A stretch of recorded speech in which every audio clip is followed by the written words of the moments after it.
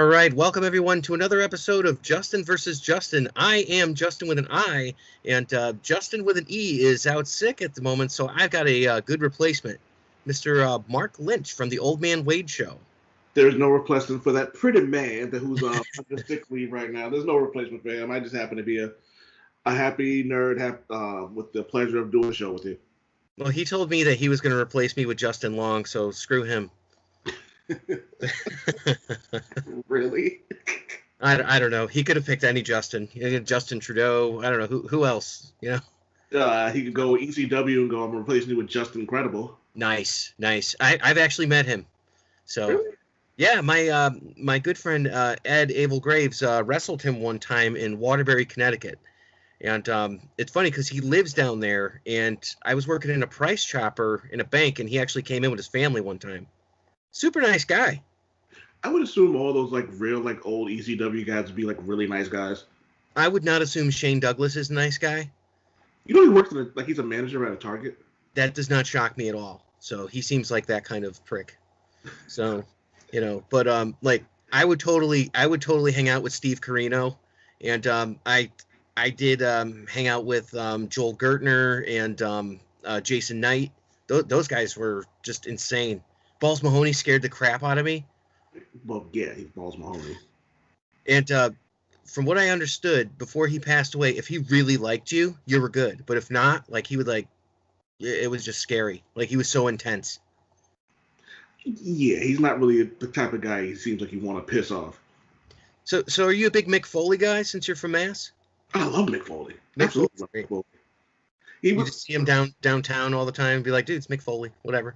I've met him once, and this was when Wizard was still doing their cons, and this was easily 13 years ago. And this is the time I was in wrestling school, and I had zero offense. I was terrible at throwing punches. I was terrible at everything, but I could take a beating. So there you go. I was just like, hey, I don't really want a signature or anything. I just want to let you know that I'm currently in wrestling school, and while I can't do this, I can't take a beating. And he was like, oh, I appreciate you saying that. And I was like, yeah, thank you. Shook his hand and walked away. And as I walked away, he goes, hey, come back. And he signed an autograph for me here and goes, good luck. And I was like, oh, wow. That was my first interaction with him and my only interaction with him. And it was the nicest thing any celebrity's ever done. You have a very similar story to me. When I met him, I went to go see him at the Connecticut Post Mall, and he was signing his book. And I was the one guy wearing the shirt that says Testicular Fortitude. So, which means I was the one guy that ever bought it. So, and I go up to him, I'm like, hey, how you doing? Just kind of nonchalant. And he goes, don't you feel silly wearing that shirt? And I'm like, no, I thought it was kind of original. It was funny. And then as I'm walking away, I'm like, oh, thanks. Then he calls me back. He's like, hey, come back here. I'm like, very similar to what he did with you. So I was like, oh, that's neat. He must have... And it was funny, too, because my friend Ed, who was a huge Mick Foley fan and the wrestler I was telling you about, he was obsessed with Mick Foley, and he's like, he liked you better than me. I'm like, yeah, sorry. Random funny. One of my friends whose name happened to be Ed bought an autograph, and he was like, how'd you get one I had to pay for? Nice. Yeah. I kid you not, my buddy Ed, and it's one of those funny things ever. And reason I'm on my phone is I wanted to see if the shirt was available. I am going to buy a shirt that says Testicular Fortitude. I feel like I need to have that. Yeah, it's it was a classic. It was a WWE Attitude Age era type thing. So, when I was playing it on my Sega Dreamcast, or whatever. Yeah. One of the few. I bought that day one. What? I bought that. That's one of the few systems I've actually never used. I've never played a Sega Dreamcast ever. Yeah, they had some good stuff. They had the best sports games at the time, so that was something. Their baseball was awesome, and it had Pedro Martinez on the cover, so I was sold. But I'm trying to think what else. Decent fighting games. That was the big thing. Marvel Capcom 2. PS2 could not handle it, but Dreamcast, it was like playing in the arcade. It was awesome. I think I had Marvel vs. Capcom 2 on PlayStation. Maybe it was PlayStation 2, but I know I did have it. And I remember when I wore that game out, and this was I was really irresponsible with my stuff, so it ended up getting scratched all to hell. It ended up not working anymore. And I remember when I moved out on my own, I was like, oh, I should be able to buy it. I could afford it. $175. I was like, never mind. I'm not paying $175 for. Well, that's the thing. It went up in price, and then they released it on like the PlayStation Store, and it was like $14.99. I'm like, done. You know, hell yeah. And then they put out Marvel vs. Capcom 3, and I was like, oh, I'm all into this. And I was like, it's fun, but Yeah. it's not the same. Had Deadpool, so that's the, Yeah, love the hell out of that. But then they put out. I haven't played the new one yet. I don't even think I'm gonna bother. My kids played it, and it's not great. They took all the X-Men characters out, and I just don't care anymore. Yeah, well, that should change hopefully. And it was because I was like, at least make them like downloadable characters and Yeah. And like this is, and especially like they put Thor in there. I was like, oh, maybe they'll put in like Jane Foster Thor, and then they'll have Thor with Bjorn like in there. And it was just like, no, just regular Thor. I'm like, all right, well, Gotta okay. say they did a great job on the character design for Thor. They used the like the Jason Aaron. I think like maybe when he first came on, like the armor and all that. So I thought it was a pretty good design. The one with the it seemed like he had like almost like metal plates on the arms. Yes. Yeah. Exactly. Was, uh, Oliver Copiel or whatever was the guy that did the art. I remember back then. Yep, and that was J. Michael Straczynski because it was Straczynski's run. Okay. And the only reason I know is because Jason Aaron's run, he went sleeveless. Oh, okay. He's going to be at C2E2. I actually just got a press pass for Amalgamania, so I'm going to go and hopefully get to say hi. Time out. Did you just compliment Thor? I don't know if I did. I said he had a good design, so that's it. I'm taking that as a win. I'm a better A Bell guy, so yeah. The Beta Ray Bill Hammer. He's a bad motherfucker, though, man. Yeah, absolutely, totally slept on. But it's funny how he kind of pops in and out. Like you'll see him for like a year, and then you won't see him for like the next 3. Did he marry Sif or something? Was that like where they were going with it? Lady Sif? I don't know, but through the power of Google, we can find out. It's funny too. I don't remember much of him in Secret Wars, like reading through that one. But how come this guy didn't show up in like Age of Apocalypse or Age of Ultron and stuff like that? Like you figure he would have been like a trump card. Well, the funny thing about him is, I don't know if you've ever read any of the Exiles, like from way back when. Yeah. So you'll remember this reference when they when Morph they were in the land that was the Velox, and he noticed that all the really terrible worlds didn't have any Beta Ray Bills. Ah, perfect. During Secret Wars, you're talking about the new one with God Doom, right? Yes, yeah. He was actually in that. He was in a miniseries called Thor's, and it was Ultimate Thor and Beta Ray Bill, and the whole thing was they were detectives. I don't want to spoil anything for you, but it's a pretty good run, and it's funny that they used Ultimate Thor and Beta Ray Bill. I liked Ultimate Thor, and it's funny because they have the same hammer, or axe, or whatever you want to call it. Yeah, very very similar. His has a longer like shaft phrasing, and it's more of an axe as opposed to like a bludgeoning weapon. He's just talking about Shaft. Well, I can dig it. Do you watch exploitation films? Because I was listening to your podcast the other day when you were talking about the inception of Luke Cage, who I definitely want to go over because he's one of my favorites. But I was interested to get your take on exploitation films. I don't watch a lot of them. I think I've seen maybe like 2 or 3, but for the most part, I could give or take them. You know what I mean? But I haven't. I'm pretty sure you've heard me say this on the podcast fairly often about. I'm not with the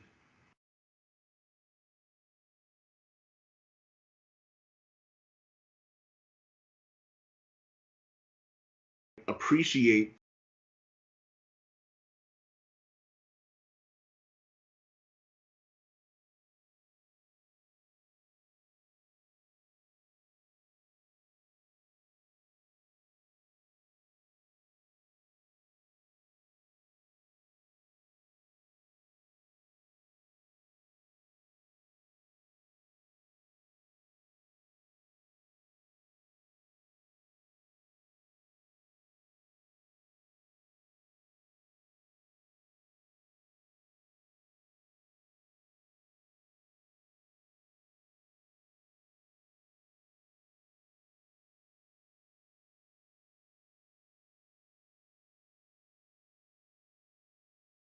was just a name. That's what they were called, Heroes for Hire.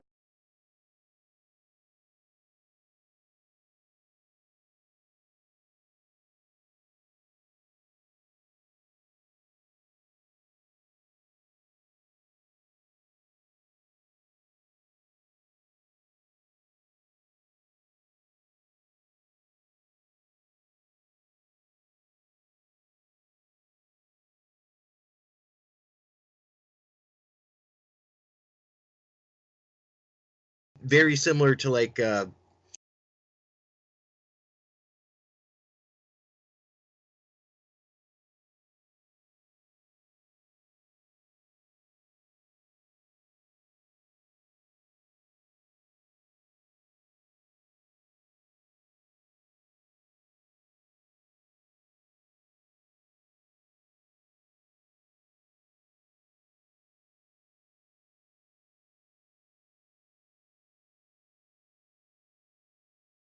oh my god. Yeah, I'm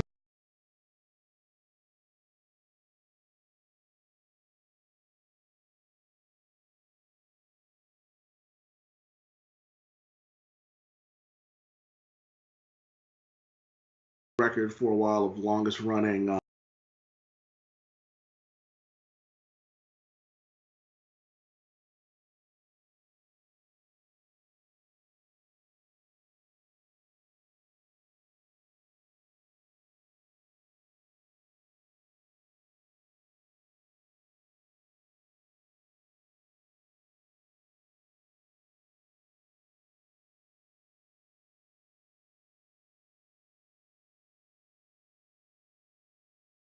in the Jeopardy.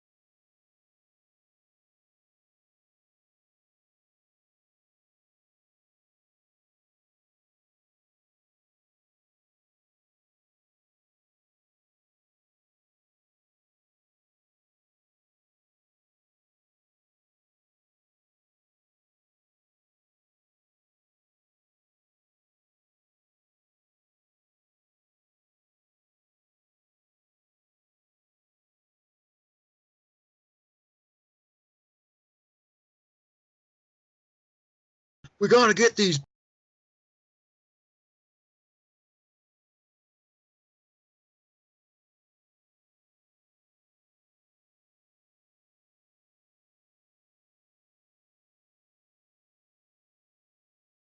Jurassic Park.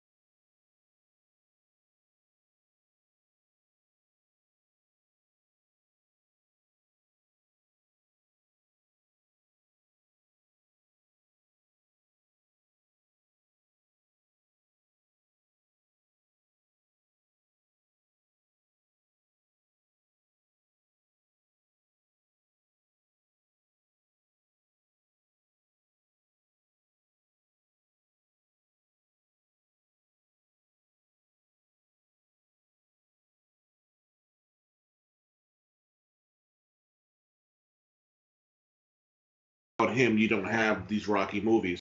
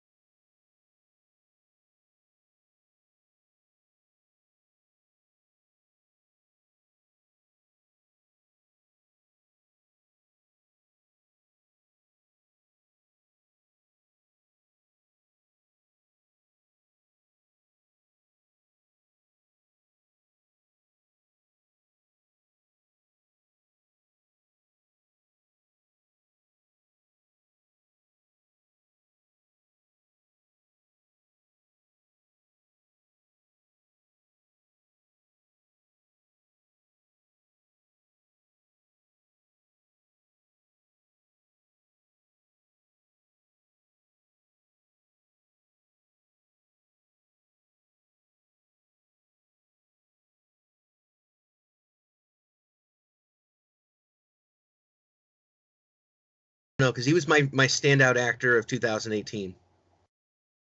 That's saying a lot. I don't. You know what's funny? I'm not really one of those big. I'm not a big standout. Like, 'cause I can't. I don't see every movie. There's a lot of movies I just don't care enough about, and I got a little free time, so. I'm not big on those like artsy fartsy movies. Like, I got a lot of crap for not liking some stupid movie. Oh, the movie with the aliens and the language and like you. Is it Avatar? God, no. It was like I can't tell you who was in the movie. Dude who played Hawkeye was in the movie too. Is it like The Arrival or something? Yes. I didn't see that shit. It was bad.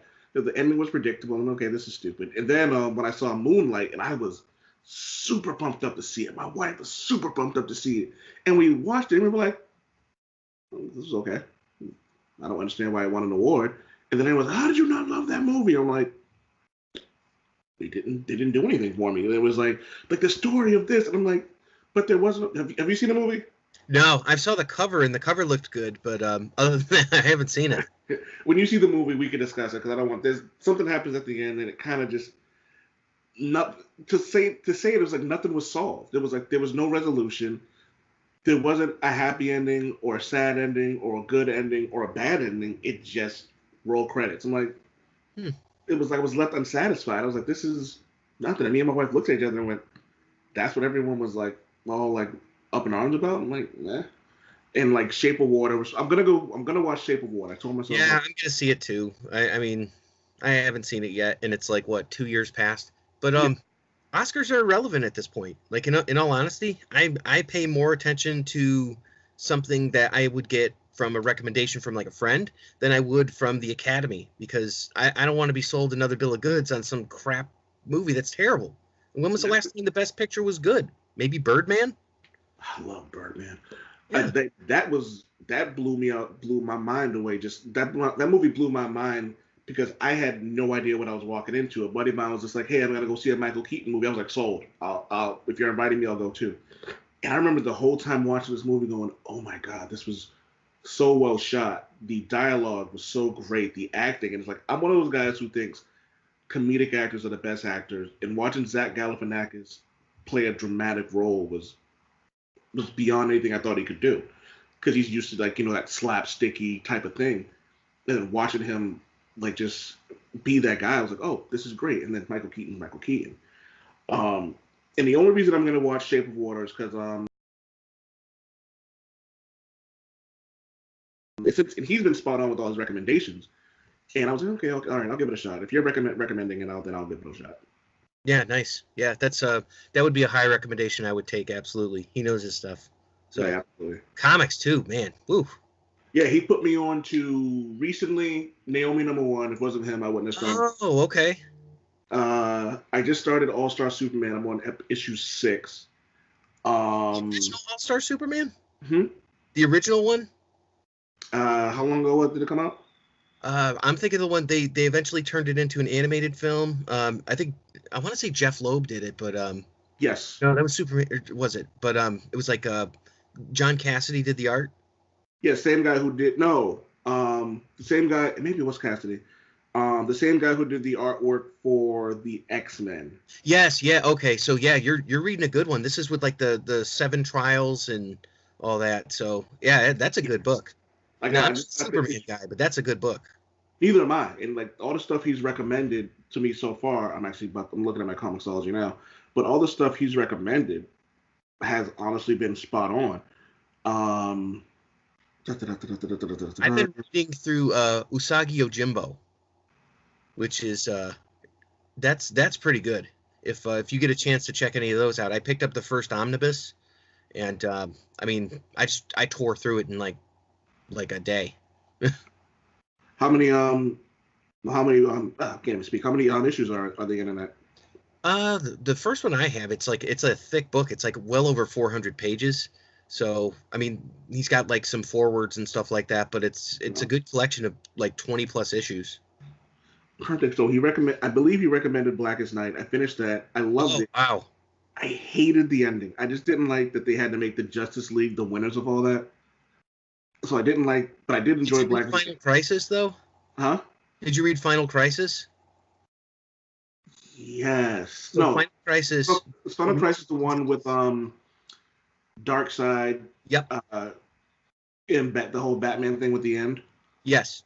I haven't finished it. Because the one I have, someone gave me a book and it's got all the side stories in it too.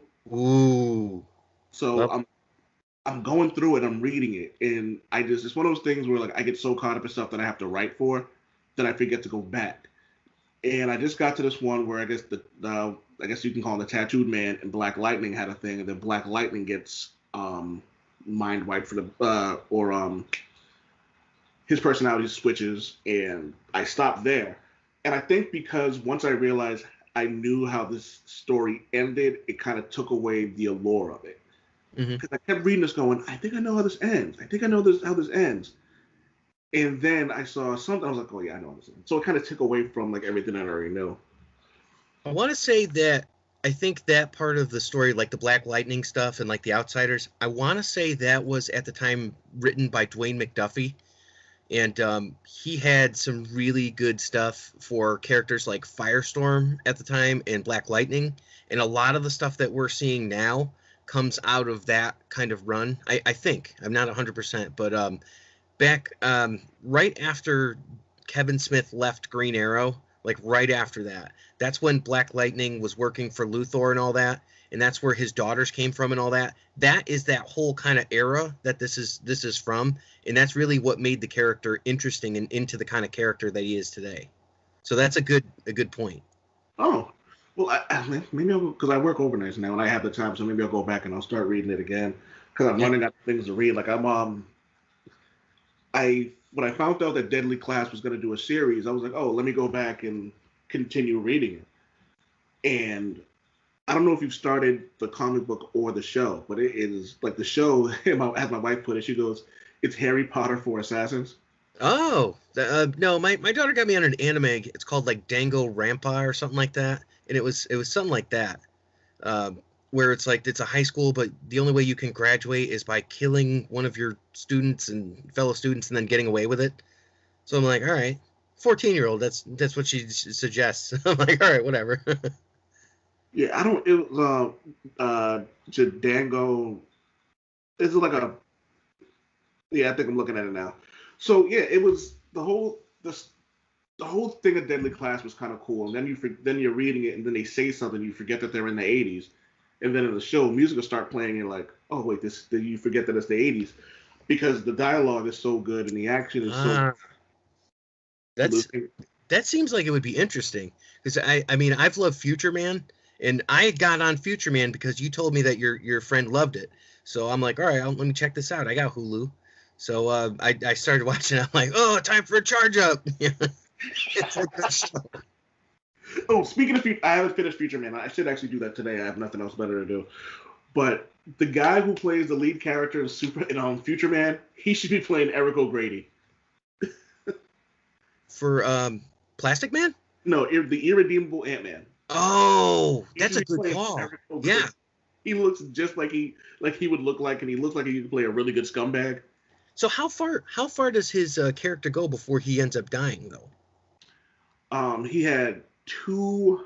I think he had. I want to say 24 issues. I think he went 2 years. Okay, Yeah. It might even only been 12 issues because I know it was 2 books, but I think who knows? I think there was. Safe bet would say they did 12 or 13 issues. Then he was a Secret Avenger for about a year and a half, and that's when he died. So he actually got more screen time than Jane Foster Thor. So who I think it got about 2 years. I think I would say Jane Foster got more time only because she was in multiple books. I know she was in Yeah. she had a Thor run, which was about 2 years. And yeah, so overall I think she had more time. And then she was also her moments were also a lot more crucial. Like she was a big part of Secret Wars, like turning over the Thors. If not for her, Asgard would be in ruins. She helped the Avengers save the world a bunch of times because that's what the Avengers do. Eric O'Grady was kind of just there. You know what I mean? He had a burgeoning romance with Falcon too, a little bit. Which was a buddy of mine called because it was funny when he found Jane Foster was going to be Thor. He was on Facebook and he goes, I give it a year before they're dating. And I kid you not, within a year they were dating. And I texted him a picture. I was like, yep, you were right. Yeah, absolutely. They don't know what to do with him. Like, they can't have him just be an independent character. They're like, well, he's a sidekick and no one likes him. Honestly, I thought he was the best thing about the Avengers Civil War.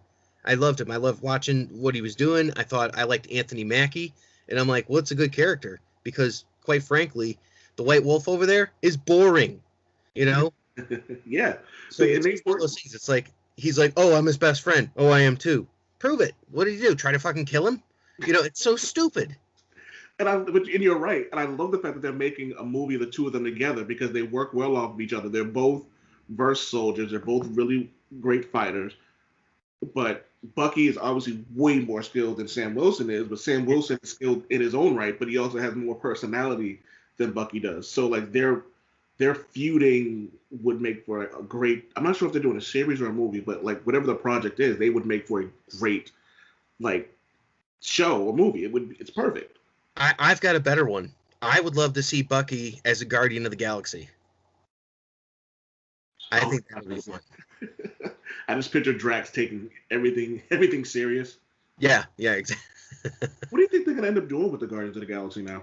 I don't think it's going to go anywhere. I think it's literally just going to be in Avengers, and then that's going to be that. I would love to see a TV series or something, but are they going to have the writing? I don't think so.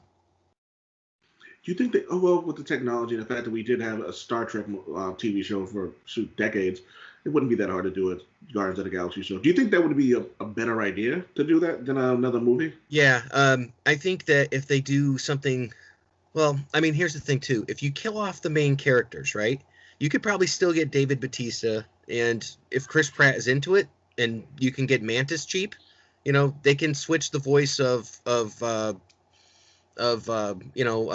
Rocket or Groot. Yeah, those guys, they could do that. I think they can make it work if they're smart. They do it on a streaming service similar to the Titans.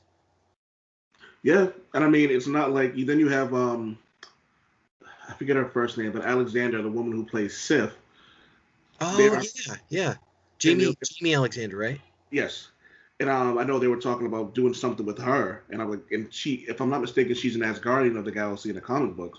Okay. Why not put her in that position as well? Like, you know what I mean? I think a lot of swap out for Drax, or more at least. Yeah, like she's actually a better fighter than Drax ever will be. Yeah. She has a little more personality than Gamora does that we've seen in like the movies. So it's not like they can't play off of that. She's a pretty decent actress. So yep. Yeah, she is. She's done well on that show Blind Spot. Blind Spot. She comes back in time and she's got like tattoos all over her or something like that. That might have been one of the things I've never seen. I've heard of it, but I've never seen it. I saw like an episode and I'm like, okay, that's a thing. I'm like, it's like Memento, the TV show. I'm like, all right, you know. But I mean, that's the thing. I'm not interested in some stuff. It's like I would rather watch an episode of The Orville than watch an episode of Star Trek Discovery.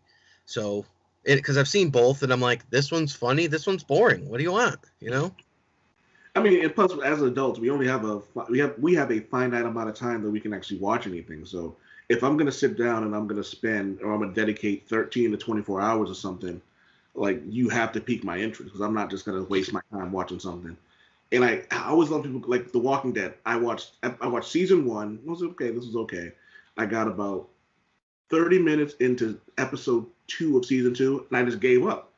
And a buddy of mine was like, "Oh, you gotta wait till about episode 7 or 8." I was like, "I'm not wasting 6 or 7 more hours of my life watching this shit. I'm all set." I'm laughing because I did the exact same thing.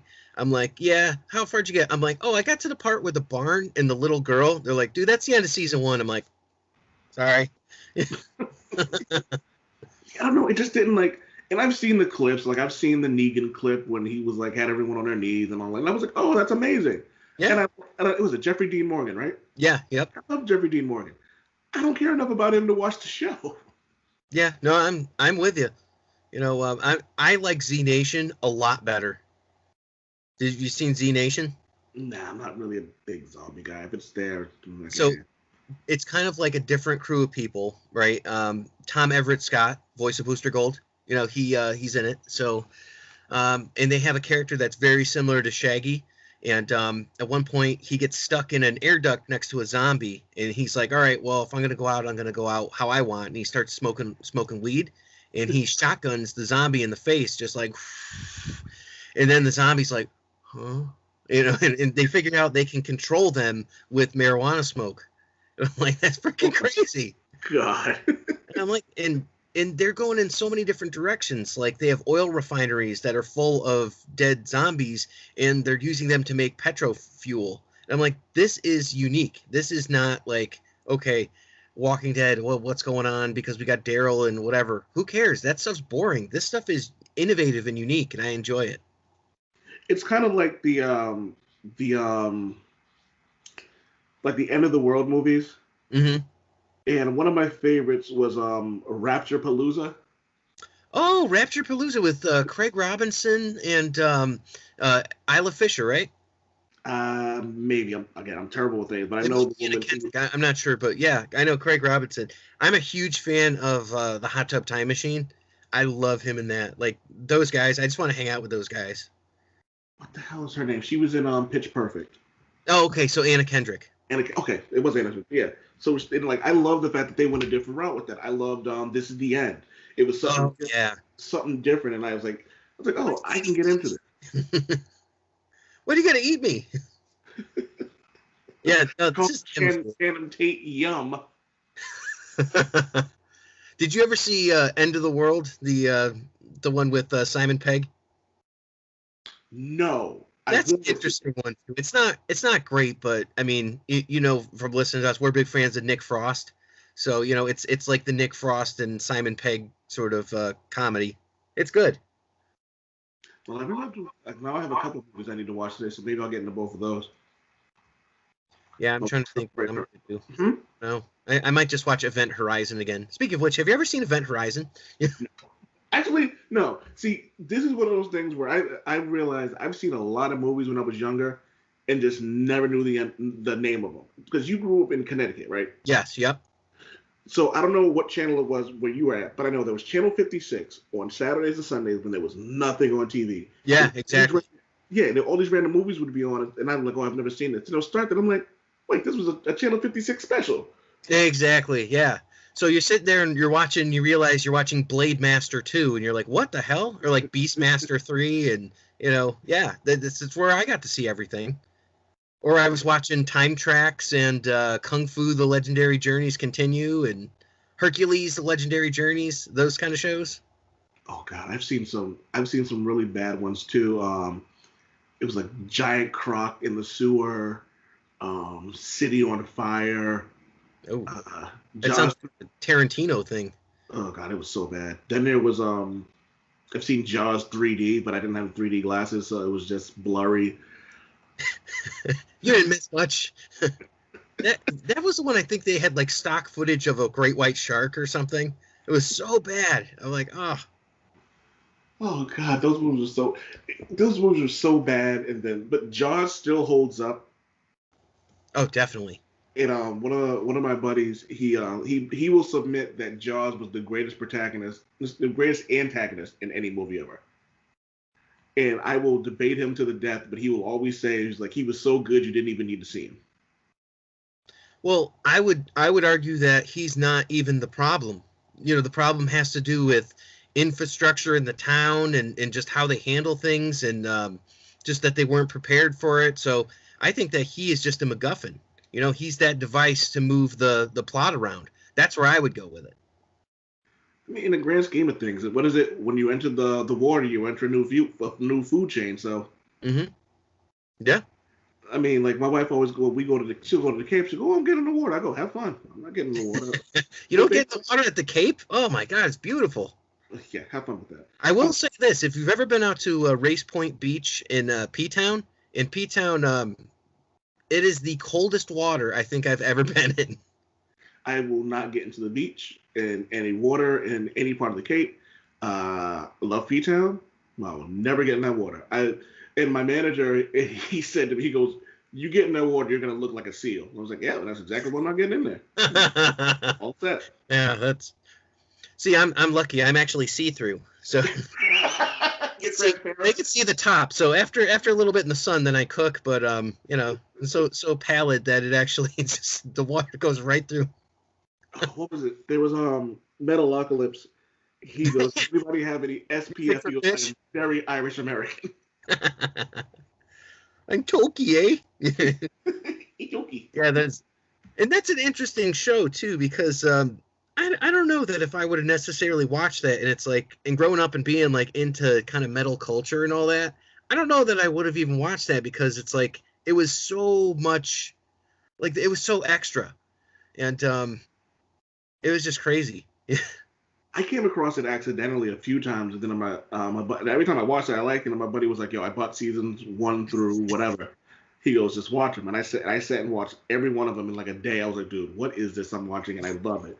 And then I think they went, I want to say 4 or 5 seasons. Then they did the Death Clock opera, which I listen to almost on a regular basis. Nice. And then I was like, okay, so then it ends, and I'm like, oh, I can't wait for the next season. And then Brandon Smalls is like, we're not doing another season. I'm like, oh, come on.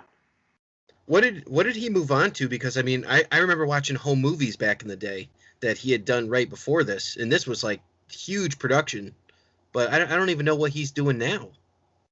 I'm actually going to the Googles and trying to see exactly what he's doing now. But I know the issue with doing that was that he they didn't want to give him the money he thought he needed to put the show together. They had Malcolm frickin' McDowell on the show. I mean,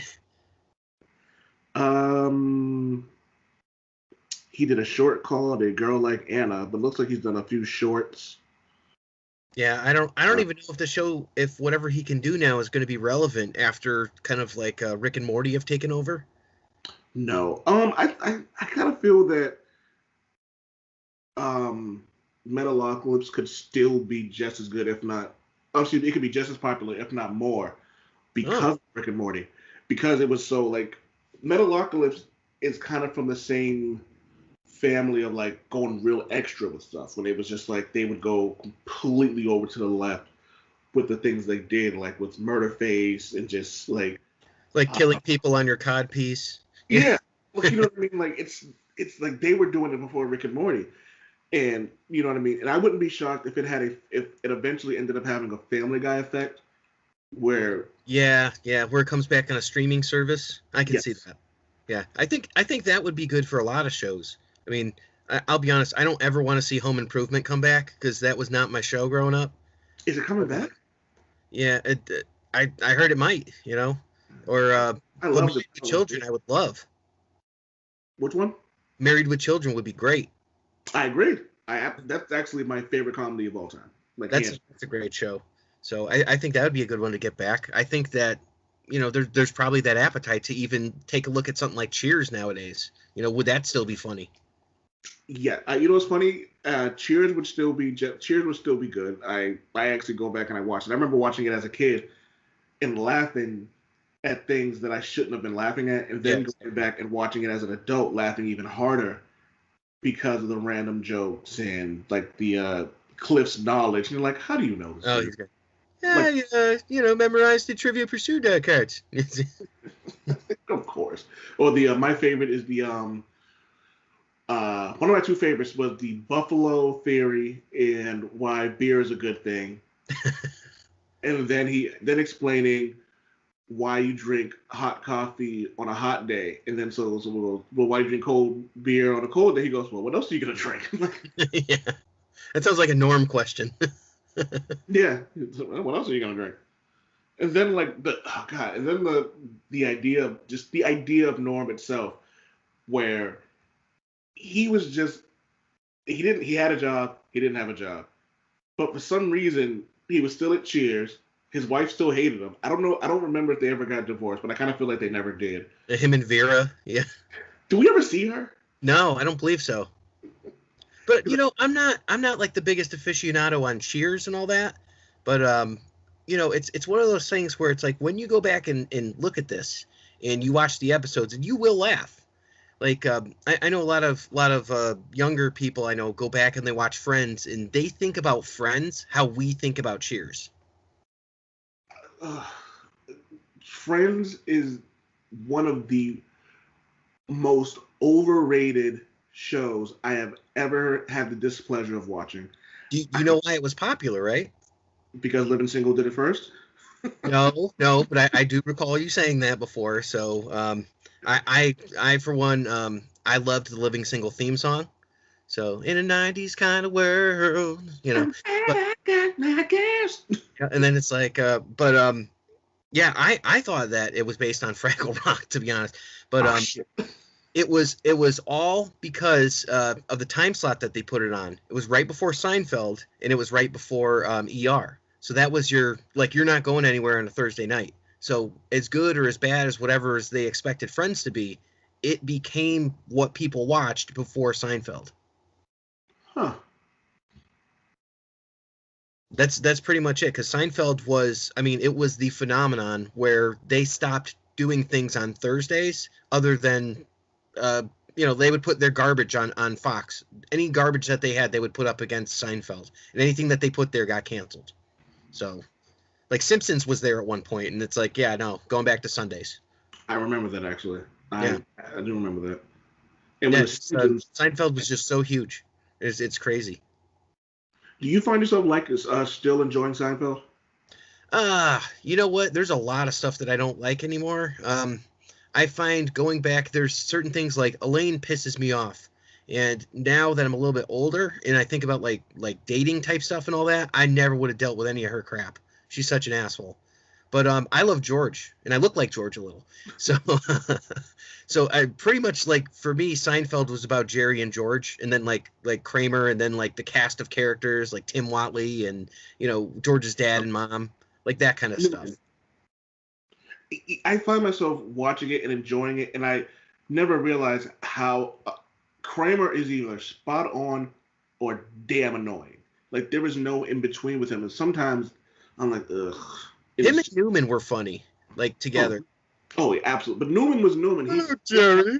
Hello, Newman. And I love the fact that he could do this. Like, his character was constructed so well that they could put him in any situation, and it was great. I think the show was well constructed. I think Jerry was in his lane. He didn't have to play anything else that he wasn't already. He was already a comedian, like, you know what I mean? Like, he was I'm not sure how famous he was then, but I think he was in the same lane that he was in the show, so it made sense. Mm-hmm. George was phenomenal. Yeah. Well, George is Larry David. So that's the Larry David character, and if you watch Curb Your Enthusiasm ever, it's basically George, And it's funny because I don't think that show would have survived without George. Oh, yeah, absolutely. And they got the bad guy from Pretty Woman, to play this character. So I've never seen Pretty Woman. Oh, you're so blessed. Lucky you. You know what? I don't know if you've ever talked to Paco on any of the threads. Once or twice. Huh? Just for your reaction, you have. So we debate about stuff all the time, and sometimes I troll him just to be an asshole, and I do. And he loves Pretty Woman. And I made a joke one day this might get some of your fans pissed off when I say this, but whatever. Oh, my fans, I doubt it. So I said one day that the only difference between Annie and the woman from Pretty Woman is one is a hooker and one's on her way to be a hooker. That's fair. And he he did not like that comment. Well, Annie could sing too, so yeah.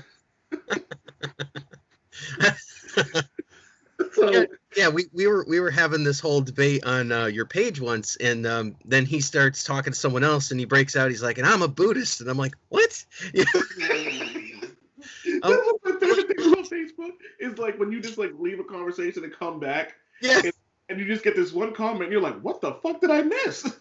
Yeah, I imagine he got up and he was like, it's like walking around the room and like. Yes, exactly like that. But this is the thing. When he was discussing, this topic with someone, he was not wrong. But then it got really weird. Was that the blackface conversation? It was, yeah. Oh, God. I actually haven't spoke at the dude who was having that conversation with and trying to justify it. I just deleted him. I was like, dude, I don't need to hear like Chris shit. Like, yeah.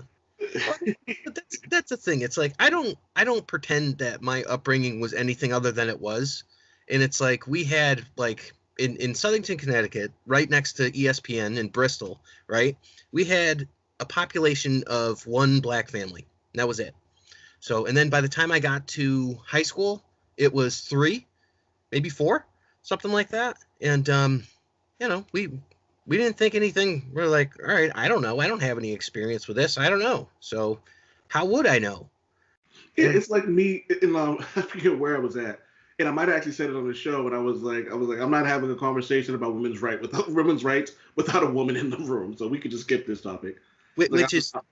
Yeah. Like I absolutely agree, and I actually feel the same way. And my political slides go exactly that way. I said, why are you even asking me? I'm a man. I'm like, you want to ask me for my daughters? I'll tell you whatever they want. That's just how I roll. I'm not going to be a hypocrite about things. Like someone's asked me like, oh, how do you feel about women and then governing their stuff? I'm like, I don't have a vagina, dude. It's not my own concern. Like if women want to have the right to do it, cool. If they want to have the right not to do it, cool. I'm a dude. This has nothing to do with me. Yeah, I was kind of curious though, because it's like sometimes when we hear the Hobby's Political Corner, and we're talking or you're talking about things like equal pay and all that for the sexes and all that. I wonder where we get this data from sometimes. And is it a circumstance where it's institutionalized, or is it a circumstance where it's like they're just not asking for more? I don't know. Because I've hired people before and I've never said, oh, well, I guess I'll give you 30 cents less or anything like that. Like, it's never been like that. Well, you're also using common sense and logic in a sense that if someone can do the job, then you're just going to pay them accordingly. Mm-hmm. So I think that has a lot to do with it. Let's take, like, I'm a supervisor now. I work with one older gentleman, and I work with a significantly younger woman. She's 15 years my not senior. I'm 15 years her senior, and it's 15 years my junior. Okay, so I don't look at her any differently because she's younger or because she's a woman. She can do the job, so I don't really care. Like, what I mean? That has nothing to do with anything. Well, if you'd like to, I can answer that question, but it's going to be more about me getting into my conspiracy theorists of this. Oh, please do. I think that a lot of these numbers are made up and generated for 2 reasons. One, you have a lot of older people who don't understand that the world is different. The world that they grew up in is leaving them behind. So a lot of times they will say, oh, I'm only going to pay this woman 30 cents less on the dollar because she's a woman and I'm a man, therefore I do the job better than her, which unfortunately that's the case. And 2, I also think you have people who put these numbers out there specifically to piss people off and get people riled up. Okay, so that makes a lot of sense. That's what I was thinking. So, but they're all you do have these comic nerd. What do I know?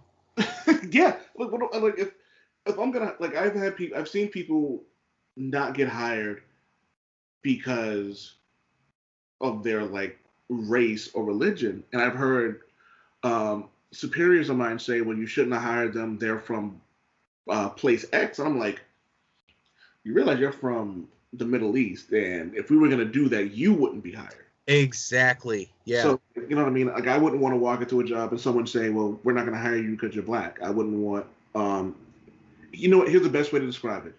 When me and my wife got married, I didn't really care about her taking my name. It wasn't a big deal to me. But for her, it was. And she seriously and jokingly said, now when she puts on an application Lynch instead of her last name, they're not looking at her as someone who doesn't speak English because her first name is Maria. And her Yeah, last I remember you saying that. Yeah, in the show, and that's why it's. Do you always include that in your bylines too? You hyphenate everything? No, it's just she just her last name's just Lynch. She got rid of her last name altogether, and I told her like she didn't have to. Like I'm not like what's the Shakespeare phrase? A rose by any other name. Like she's still my wife. Like it doesn't matter if she took my last name or not. But she wanted to. I was happy. Our initials are ML and ML. I mean, it is what it is. Like I think in some senses, I think we are a little bit too sensitive about things, but I also think that we're also sensitive about a lot of topics because we need to be. Like the conversation about sexism, racism, colorism. Yeah, that was a great show, by the way. And I don't know if this was an older podcast that I just got turned on to, but your podcast that you had with Don't Forget to Hit Record, the lady from that, and her name escapes me, and I just listened to it the other day. Yeah, and like that's what it was, man. Like and she's a dark skinned woman, and like I asked her to come on the show and talk about it because again, a topic I don't know anything about. I don't know anything about being a darker skinned black person, and I don't know what it's like to be a darker skinned woman. So she could speak on it. My homegirl Amanda, she talks about it. Like on top of her being dark skinned, she's got locks. So it's like almost like two strikes against her. Like you know what I mean? That's how a lot of it's perceived. So when people say we're too sensitive, you know what I mean? But you kind of we're in a world where sometimes you have to be because if you're not speaking up or you're not like talking about these issues, then nothing gets done. Like you know what I mean? So yeah, I love it. It's compelling stuff. I love to hear about it because just from my like where I come from, everyone's Italian, and if you're not Italian, you're not part of that club. And then that's to me that was what discrimination was. Well, I'm not Italian. I can't do this because I'm not Italian. And that's literally what my definition was growing up until, you actually get out in the world. And the only way I can really relate to that is kind of by hearing what other people have gone through. So. Well, yeah, you're 100% right. And then it's like there's a difference between, like we've had this conversation. We've had this conversation publicly. We've had this conversation on the side. Like I think there's a difference between willingly being ignorant and then wanting to learn. Like some people don't want to learn anything. Some people don't want to know what it's like to be something else. Like you ask me questions like, hey, what does this mean? Hey, what does that mean? And stuff like that. Like, you know what I mean? I'm like, oh, okay. Like, and I'll just answer the question. Like, and if I was to be angry at you asking these questions, I'm not doing anything but making it harder for you to not be ignorant to certain things. Like, you know what I mean? So, like for example, like when I was talking to Javi about not saying no homo anymore because it's kind of offensive. Like, you know what I mean? I think you said to me, like, you didn't even know that was a thing. You know what I mean? My nephews do that. And I'm like, they're like 14. Yeah, and I had to actually talk to my little brother, who happens to be gay, and I asked him, like, is that offensive? And he said yes. And I'm like, okay. Well. That's what I imagine. I'm like, okay, just won't say it anymore. Like, you know what I mean? Like, so it is what it is. I don't think people who want to be willingly ignorant, I don't think they want to realize that some of the things they were saying or doing was wrong. I came and grew up in a culture where certain things were just okay. And as I got older, I'm like, Jesus Christ, we were fucked up people when we were younger. You know what I mean? Oh, the 90s weren't really great. It was one of those things where it's like, oh, it's the 90s. And that was our excuse. I was just saying, I'm like, I was telling my nephews, I'm like, I remember when it's like you couldn't go to school without someone calling you a fag. And it's like, oh, don't be a fag. Don't be a fag. It's like, we don't say that anymore. That's not even on TV anymore. No, and it shouldn't. Like, you know what I mean? Like, it's and you know what it is? It's, again, one of those things like I wouldn't want anyone to drop the N-bomb in front of me or around me or, like, you know what I mean? Or in general. So if a group of people find this word offensive, if it really hurts their soul, why am I going to fight to say something that they don't want to hear? Something that disparages their culture. So, like, you know what I mean? I don't say it anymore. Like, you know what I mean? I said it all the time. I'm pretty sure someone will dig up my tweets. They'll dig up my Facebook stuff and they'll go, well, you said this in 2000, whatever. I'm like, yes. And I was a piece of shit for saying it. You know what I mean? Like, and I'll apologize to the day I die about it. Like, I was a piece of shit for saying it. I was ignorant. I'm not anymore. Let's move on. Isn't that, I mean, that's the crux of kind of education, right? Where you eventually grow and change your perspective based on new information. There you go, using common sense again. No, well, what I got to do? So, but I do have that video of you, reading live chapters of Huck Finn. So, chapter 1. Oh shit! Joe. Oh, no, it's good. Oh man! 10 points for the reference. God. I'm actually wondering how many people will actually get that, though. Yeah, well. So, moving on to comic books. Yeah, exactly. So, couple fun things coming up too. Captain Marvel. Are you as excited about this as most people are, or do you think it's going to be a dud?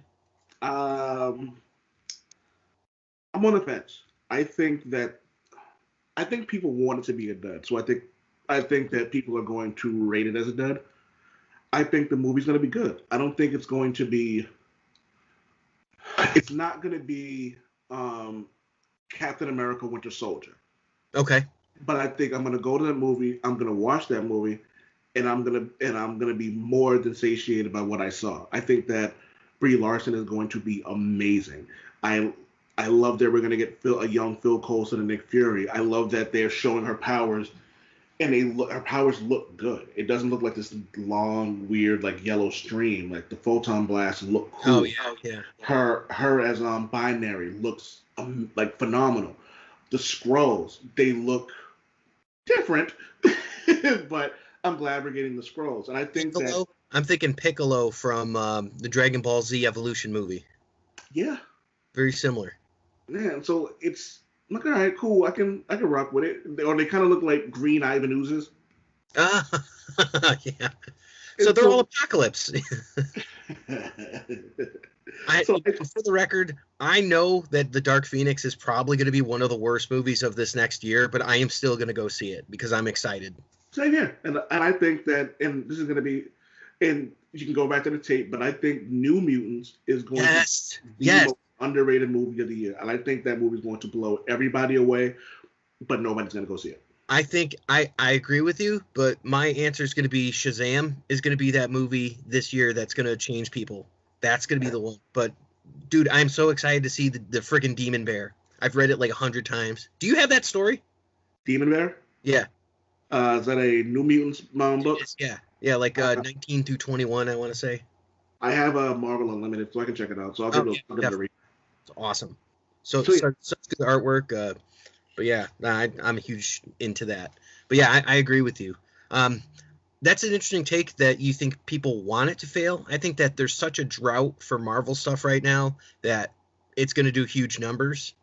I don't think it's going to be what everyone's looking for. I think it's going to be a cross between Guardians of the Galaxy and Civil War without the humor. Yeah. You know what? I agree 100%. And I also think that the movie is going to do well. I think you're going to get a lot of critics who are going to shoot it down. I think critics are going to say, don't go see this. This is bad. What was it this year? I think the critics shot someone's down. Not going to see it. Come on. Yeah. I think the critics shot down Aquaman, and the fans were like, no, go see it. Aquaman's great. The critics murdered Venom, and I loved Venom. I thought Venom was really good. Yeah. Let me rephrase it. I thought Venom was really fun. I will eventually buy it, but it wasn't a good movie. You know what I mean? But if someone was like, I really enjoyed it, I'm like, I can understand why you did. I like it for the sense that it's a movie. And Justin and I argue about this because I liked the newer Ghostbusters. I'm like, look, don't compare it to the old one. It's just silliness. It's just stupid crap. It was all right. I enjoy Ghostbusters as well. Ghostbusters has the same problem the Constantine movie did. It was called Constantine. It was called Ghostbusters. I love Constantine. I love that movie. Shia LaBeouf. Okay. Huh? But not Shia LaBeouf. Not that problem. That guy can kick all the rocks. But yeah, I'm with you because you think about the main bad guy was was that German dude who was playing the devil, and at the end you get John, and he's just having that last smoke, and he's like, no, you're gonna live. That's your torture and all that. And he takes his cancer away. I'm like, shit, that was a compelling friggin' movie. Yeah, and like it was like it was really awesome. dark.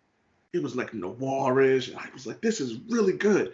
And then I found out who Constantine was years later, and I'm like, that's why everybody hated it. Because he was supposed to look like Sting.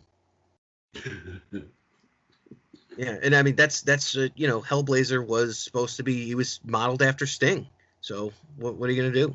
Yeah, but it's like, I think if you take the constant, like if people just ignored the name of it and just call it, like, you know what I mean, like it would be fine. I think that was a problem with the Ghostbusters thing. I think they called it Ghostbusters. Yes, I agree. They marketed it as Ghostbusters, and then it didn't help that they had all these cameos, and Bill Murray, God bless him, but that was one of the worst cameos I've ever seen in my life. That was it was terrible. It was like, all right, what is this? And he was just playing like some like Southern dandy gentleman or something like that who was like going to debunk them. I'm like, yeah, not great. But I liked Chris Hemsworth, and I liked they got Jared from Silicon Valley to play. I'm like, they got some funny people, and I'm a big Leslie Jones guy. Leslie Jones, Kate McKinnon. Yes, that's who I was going to bring up. I thought she was the McCarthy guy. Best part of that movie. I thought Kate McKinnon was the best part of that movie. Like, yeah. And I love that there was, okay, people who didn't like this movie, whatever. But I like the fact that just for this one reason alone, I think we should have loved this movie, just because their weapons evolved in less than 2 hours. Like, you know what I mean? She did one thing and went, okay, so this didn't work, so now I have this. Well, that didn't work, and we'll try this. Now both of those work, but now I have this. Mm-hmm. And also, it's another thing where we're empowering smart female characters, which is one of those things where it's like it's never popular, I will say this though, I'm shocked that there wasn't a lot of Black Panther slander on the women from like Okoye, Nakia, and Shuri. I'm actually shocked that there wasn't a lot of slander for the three of them. I thought Shuri was the absolute star of that film. I thought she was the one that everybody wanted to be. And my favorite character, Okoye, absolutely awesome. Absolute best character, better than Chadwick Boseman. And he was the worst part of that movie. It's funny because now I've watched it 3 times in the theaters. I've seen it numerous times out. I like it. I like the movie a lot.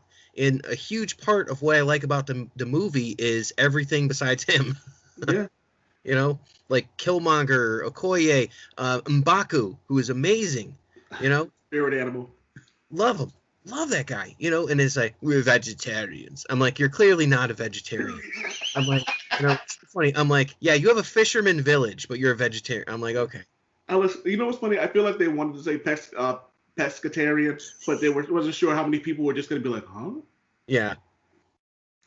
But I mean, they did a great job on developing the characters around him, so then he could be in other movies and all that, and that was fine. Yeah. But I mean, I love the soundtrack. I hope that if there's like a best score or anything like that, I hope that they take a look at this. And I think that Aquaman is as good as it is because they took a whole bunch from Black Panther, and they got rid of that damn Lion King scene where they're fighting on the on the waterfall, and they changed fighting in lava, and they didn't have like the same people CGI'd and all that, and it's like, yeah.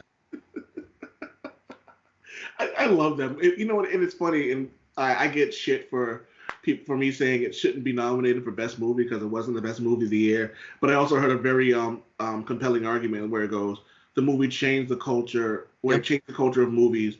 It made a ton of money. It overdid what everyone thought it does. So I was like, okay, in those senses, like, yes, I can understand why someone would say that should be the best movie of the year.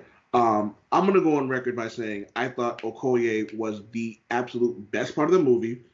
I thought anytime she was on the screen, she stole the show. I don't care if you put Killmonger on the screen with her, she was the focal point. She was so fucking strong and like intimidating and fierce and like just like sure of everything that she was doing, whether it was her job, the way she thought about things, and it was like everything about it was just perfect. And she was funny. Her comedic timing was perfect.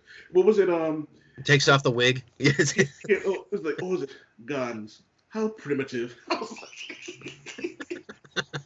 like, yeah, yo, this is great. Like she was phenomenal. And she stops a car by throwing her vibranium spear into the engine, and then it stops and flips over, and she's just surfing it. I'm like, man, she's a bad in heels. Heels. No. She had the Wakandan flats for some reason. Oh. So there was another part when she was saying where Agent Ross, who was also amazing in this movie, and I'm glad because I read the Black Panther comic books before the movie was even announced, and when they announced Agent Ross, I was like, yes, I love that character. When he put his hand on T'Challa's shoulder, and she said in Wakandan, if he touches you again, I'm gonna gut him. And does she speak English? Looks at him when she wants to. I'm like, oh shit. Nice. Yeah. Do you think that they nerfed the Dora Milaje? Do you think they nerfed him a little bit? Or Milaje, that's it, right? Yeah, it's Dora Milaje. I knew what you meant. I don't think. What do you mean by nerf? You mean by like making them soft? They made him. I think that they made him soft because I remember fighting with these characters in Marvel Ultimate Alliance 2 and just seeing them in Doom War and all that, and I kind of got the feeling that it was more Coming to America. The royal penis is clean, Your Highness. You know. Well, it's funny if you go back and read like the comics or like you do a search on them, they actually were that. And T'Challa, like they were bred to be T'Challa's wife, like to be the wife of the Black Panther. T'Challa didn't want that, so it was kind of like that. I think they nerfed it up slightly, like in Captain America was it Civil War? Yeah, Civil War, when she was like, "Move or you'll be moved." That's what I was expecting more of. Like, yeah. Oh, like that tough kind of thing. But I think they made up for it at the end of the movie it was like the 24 of them against like the 50 or 100 other tribes against them. You know what I mean? Mm-hmm. So I think in some senses, yes, they could have done more with them. But I also truly believe that the next movie is going to highlight how great they are, because otherwise it was just Okoye. You know what I mean?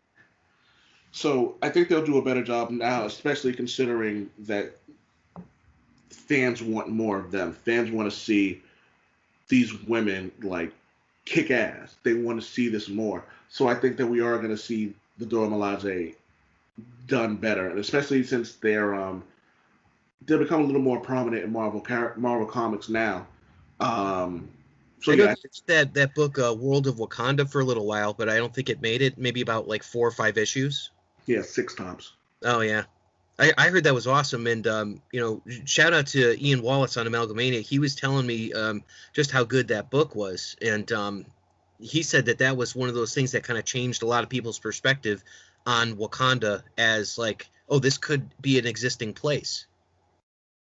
Well, yeah, but it's one of those things where I'm not sure if people didn't gravitate towards it because it was almost like Black Panther was being shoved down our throats. You know what I mean? Because there was the World of Wakanda, there was the Black Panther solo series by Ta-Nehisi Coates. There was Black Panther and the Crew, but that only went 6 issues. Yeah, and I was listening to you talk about that. I never even heard of those guys. Yeah, and I've heard of every character, but I've never heard of the Crew. Exactly. So it was almost like they were trying to force feed us this thing. And I think I said it on the show you're talking about, I think a lot of it was bad marketing, or it was just not placed properly. Like back to your Seinfeld point, if you give me 4 Black Panther titles at once, you're going to have to make a decision. I'm going to have to make a decision on which ones I read. 2 of those are probably going to fail because of that. And if you pick the wrong book, and people stop reading it, it's like, oh, well, I'm already on book 3 of this. I'd have to go back and buy 3 more books and buy the other ones. Those books that you didn't read are also going to fail. Now, you take... See, because they assume everything's going to be like the X-Men, where you can have 6 books that everyone's going to go and get. But the X-Men have a long history of being good. And with the X-Men... Huh? That is true. But you also have this thing where, like, the X-Men are, like, almost like their own separate, like, universe. Granted, they are in the Marvel 616 universe, but there's, like, their events are so neatly tied together. like Second Coming, a Messiah Complex. They were all done within like a few books. I think Messiah Complex, it was X Factor, X Factor, X Men, Uncanny X Men, and New X Men, I believe. So it was like those 4 books, and they were all tied together. So if you wanted a complete story, you had to buy all 4 of those. Then you had Second Coming, which was X Force, Uncanny X Men, I think X Men. I can't remember what the 4th one was, but you had New Mutants. So you had those 4 books. But again, all 4 of those titles were good. So you didn't really mind buying into all that.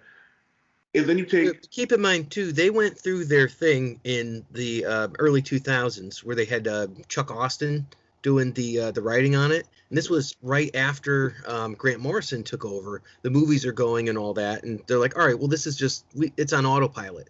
So they've been through their times where it's been just utter trash, and it's unreadable, you know. And so it took them a few years for them to get out of that hole, and then let's go back to at a point. But then if you go back to more recent years, when the X-Men, the books were so-so. X-Men Gold I loved. X-Men Gold made me feel like I was reading like an old like 80s and 90s comic book with a See, I liked Blue a lot because I'm a big fan of original X Factor. X Factor Forever is like one of my all-time favorite stories. But I liked Blue. I thought Blue was done really well. And I've read a fair amount of Gold. Just like the annual with the Excalibur was really cool. But have you ever read Excalibur? I read Excalibur. I caught on that very late. So a lot of my knowledge. If you have Marvel Unlimited, you could check out the Cross Time Caper. I think it's like maybe 15 issues of maybe from 12 on, like about 15 issues. That's really cool. It's all about them going to different dimensions and fighting Nazis. So it's pretty fun. Cross Time Caper. All right. Yep. So yeah, but then again, we have all. Then like we'll move to like Jason Aaron's run of Thor and Avengers. Both of those are tied into each other. So you'll read this. And he was doing the Wolverine school, Wolverine in the X-Men book too. Yeah. So a lot of this stuff all tied in together. And so it made sense that you can do this right now when like Black Panther's just becoming a really good character over the last 10 years, maybe 15. We all knew who he was, and he was great as an Avenger, but a lot of his books left something to be desired. They were good, but they weren't great. So now they're expecting people just to accept this character because the movie was well, and it was like, oh, it's doing good, and so is Luke Cage. So let's do a book called The Crew and not market it. You know what I mean? Yeah. How many people would have just bought an all-black shirt with a yellow thing that just said The Crew, or like Storm? Like, you know what I mean, with the lightning in her hand and the lightning says The Crew. Like, you know what I mean? Like, it was just marketed poorly. Like the World of Wakanda, like they did the hip hop variants, and the Wakanda one was built like the Straight Outta Compton logo. So it looked like the Hollywood logo, but it said Wakanda on it. Like, why wasn't that marketed more? Why aren't we marketing the fact that we're showing you what Wakanda would look like? Why aren't we marketing the women of Wakanda? That'd be a good T-shirt too. Yeah. So it's like, so it just looked like they just went about this wrong. And sometimes it happens. Sometimes the marketing team just, they fumble one. Yeah. Well, I mean, that's the thing too. It's always beyond me on how some of these things don't get pushed out there. I'm a big fan of Valiant comics, like Bloodshot and Ninjak and Exo Manwar. It is beyond me on how people who read comics do not get onto these characters because they're putting so much into like the art, the paper quality, like everything on this book is like, wow, this is exactly what I want as a comic fan. And nobody gives a shit. I'm like, are you kidding me? Well, it's funny because you bring that up, and I'm one of those guys who didn't really get into independent comic books or anything other than Marvel up until, we'll say, about right around the time Wanted came out. And, okay. And a buddy of mine was like, before the movie came out, he goes, you need to read this book now. And so I read the book, and I'm like, holy shit, where's this been all my life? And I'm not sure if that came out before The Boys, but then I went to my local comic book shop. Oh, man. Yeah, The Boys is so good. Yeah, you need to read The Boys. And I'm like, yeah. Okay. And it was like, she's like, I'm not even going to tell you, just read it. And I read it, and I'm like, I need all this right now. I need all of this right now. Wrap it up. Yeah. And I know there's a I'm not sure if it's a documentary. It's a documentary on Image Comics, and I can't wait to read that because a lot of people told them they were gonna fail, and I wouldn't be You know shocked. what Image did that was genius? So I recently, like, I collect stuff now that I missed back in the 90s. And I get stuff because I'm like, I'm probably going to give it away to someone in Amalgamania. So I go back and I start collecting all the old Image comics because you can get them like 50 cents. So I have like the Wildcats, Spawn, Pit, the Max, all Have you that. read Wildcats and the X-Men? Yes, yeah, I've got that written by Chris Claremont. So yeah. So all this stuff, Gen 13, like these things, every single one of those comics has an interlocking character, right? Stormwatch interlocks with Wildcats, interlocks with Pitt in Gen 13. And Spawn has Chapel, who was on Youngblood, who was in with Deathblow on Team 7, and he's the guy John Lynch from Gen 13. Every single character has some interlocking story, and it was friggin' genius. And that's why they did so well. They had the best friggin' artists in the world, and all of their characters interacted, and they felt like they were in the same world. No wonder. Spawn is still going strong today. Yeah. Not a huge Spawn fan, I gotta admit, but Responsible. I see what you did there. yeah. Known to throw a pun or two, but yeah, I mean, so what? They didn't have characters. Like, they had some really good books. Like, they had this one called War Star, which was about a guy who had a starfish on his face and it gave him superpowers. It was an awesome book. It was great. It never went anywhere. And for every crappy super patriot that you have a Savage Dragon. And they're still doing Savage Dragon today. Same art, same everything from Eric Larson. So Image stuff is good. And if you haven't read Saga, I highly recommend Saga. Saga is one of the biggest disappointments to me because I read book 1 and absolutely loved it and never went back. And Saga was damn good. To me, that is one of the best comics that's on the shelf month after month. I think it's on a hiatus right now, but I read By the Last Man, and I've read Ex Machina, and pretty much anything that Brian K. Vaughan has done, I love it. But Saga's so good. What else did Brian K. Vaughan do? I feel like he did He wrote episodes of Lost, a lot of Ultimate X-Men. He did Mystique too for a while. Oh, Mystique, yeah. So I met him at New York Comic Con. So a buddy of mine wanted to get one copy of something written and another one, but they said only one copy one autograph per person. So I waited in line with them, and I was like, where do I know that name from? And then I was like, oh, he wrote Mystique. So I went up to him. I was like, "Oh, hey, I'd love to run for Mystique." He's like, "Oh, you're one of the few people who like Mystique." I loved it. It was like a James Bond type of thing. I think that was right. Well, she's that type of character where it's like you can do that stuff with her, Yeah. I think he actually did. He write? I feel like he also might have done a few issues of the Exiles. Yeah, he did that. Yeah, more than likely, it seems like it, because he went from doing comics for a while to writing Lost with like the show Lost. Yeah. So he went to go do that.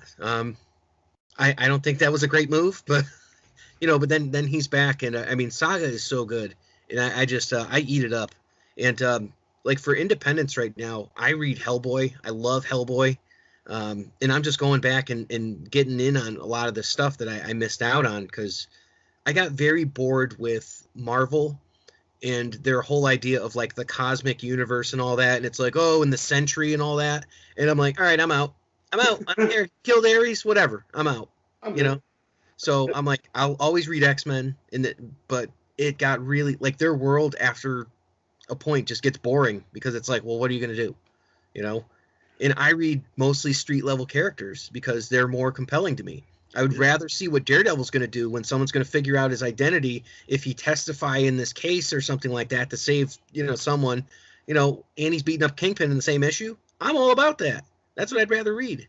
I think, and again, I probably said this to you before, but I think the Garth Ennis run of The Punisher was one of the best well-written series I've ever read because it's brutal too.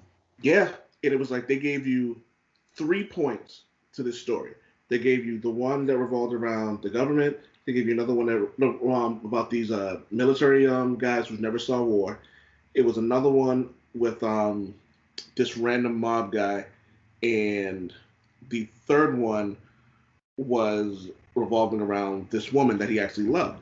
And at the end of the series, at the end of Garth Ennis's run, he tied everything up in a nice little bow, and it could have and he ended it with this image of without spoiling anything, I don't want to spoil it, but like the image of how he finished it was perfect, and like everything.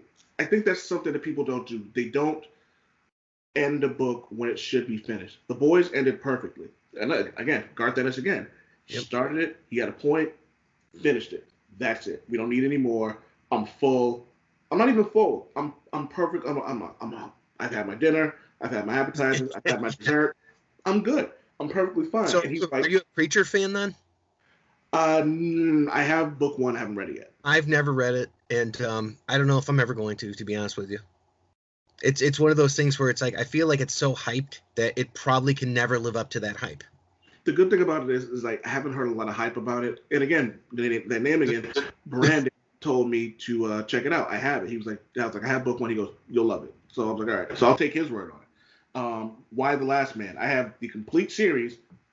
Started book 1, never went back to it, even though I love the concept of it. I'm like, oh, this is it gets better. Like when you start getting into like his relationship with like his bodyguard and all that, it gets a lot better. And the end is actually pretty good. Yeah, and I like this, and I like what I read. What else? There's another one. He's annoying though. Like the main character is annoying, so it's tough.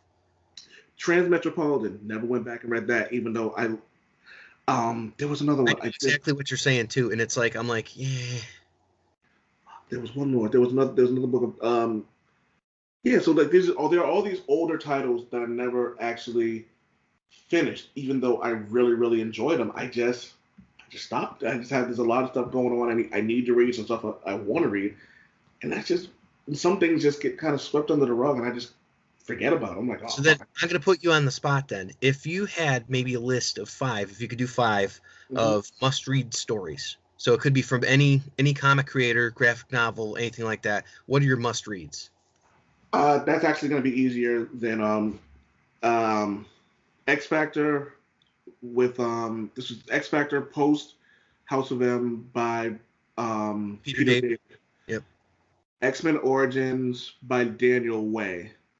The Boys and Punisher Max by Garth Ennis. And Spoot. Ooh, this 5th one might be a little difficult, but I would have thought you said Deadpool. So I have.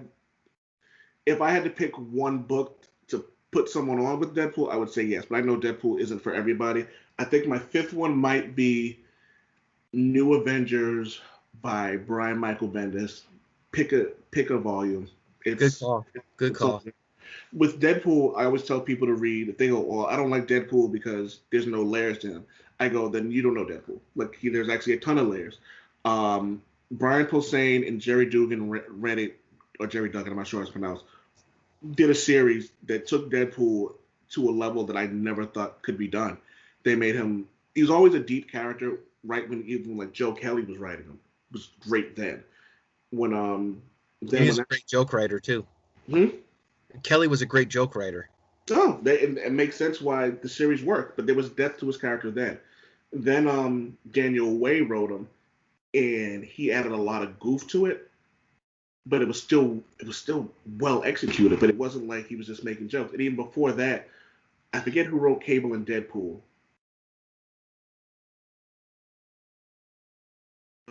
And then when Brian Posehn and Jerry Duggan took over, same thing. They had a beginning. It started with something, and it ended with something, and it was perfect. And now,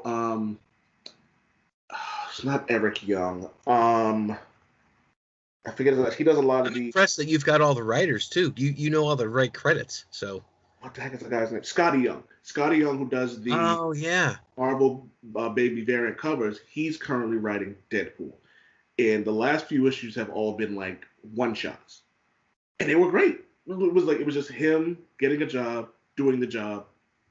It ends, and it's perfect for people who don't really know who Deadpool is, because it's just like it's just him. He's being goofy. He has a moral conundrum, finishes the job, and goes from there. Recently, they got into a thing with his daughter, that he doesn't know anymore because he erased his memory. So he doesn't even know he has a daughter anymore. And they got into a whole thing with her. And I was like, oh, that was kind of beautiful and also kind of tragic how they did this whole thing with Deadpool. And I think people automatically see the jokes and not understand that there's a lot of tragedy to his life.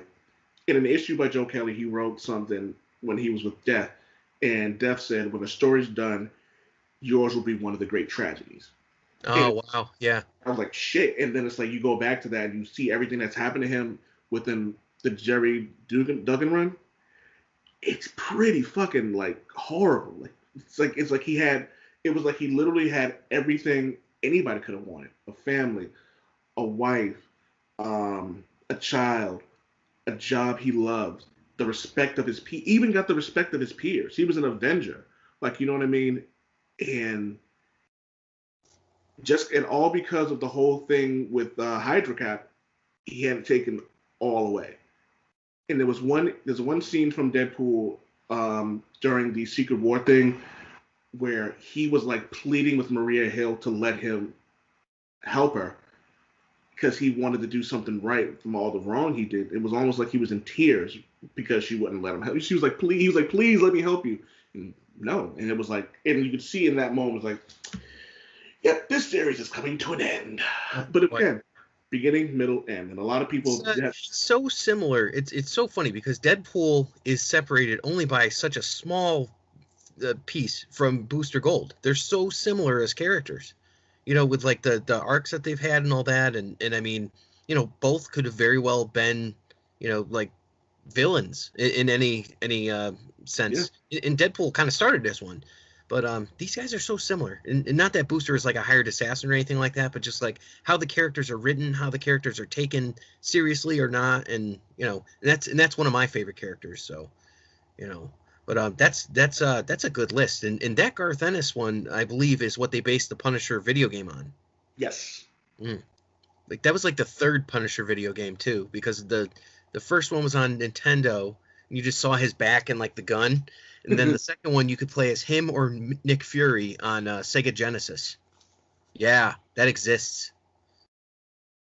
I need a new... You know what? I think we need a new Punisher game similar to what they've done with Arkham Knight and kind of like free-flowing world where you're kind of just, you know what I mean, doing your thing. And like maybe you drive around a Punisher van if you have to go certain places. But I think if they ever do a Punisher game, they should keep the superheroes out of it.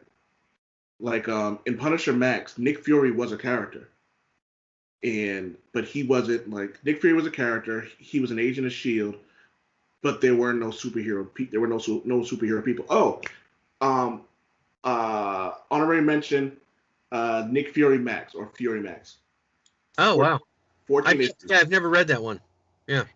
If you like, it's they do the history. I think post World War II, you get the facts about what happened during the wars from then until now. You get the conspiracy theories about stuff that happened from then to now, and then you get the facts / conspiracy theories that you read in newspapers. So Garth Ennis wrote this story where it covers everything that you might have heard, and then like showed how this could have been a thing. Nice. There's some comedy to it. Way to get like an as mentioned in here, so I can show. So because those are some good stories, and I know I've not read all of the Punisher Max series. I've read a couple issues here and there.